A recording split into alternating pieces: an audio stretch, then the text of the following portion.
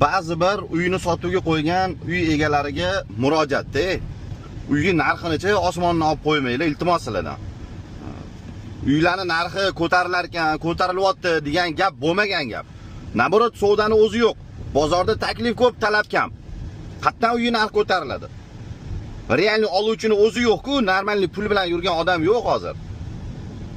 O'z 90% ipotekaga sotilyapti uylar. Qatdan olasizlar uylarning narxi ko'tarilyapti degan gapni. Naborot uylarning narxi qaytyapti-ki, lekin ko'tarilmayapti. Mana 1-aprelgacha sotilgan uylar sotildi. Bu yoqga uje narxlar naborot tashlayapti-ki, lekin realni ko'tarilmayapti uy narxi. Ba'zi bir endi bir ikkita olib sotarlar, balki olib qimmatroq qo'yib sotilayotgandir, ular endi o'zi biladi hamma. Lekin realni bundoq bozor statistikasini qaraydigan bo'lsak, uylarning narxi umuman ko'tarilayotgani yo'q. Shuning uchun uyni sotuvga qo'ygan paytda uyning narxini baland qo'ymanglar. Bozor narxidan baland qo'yadigan bo'lsanglar, aniq uylar sotilmaydi.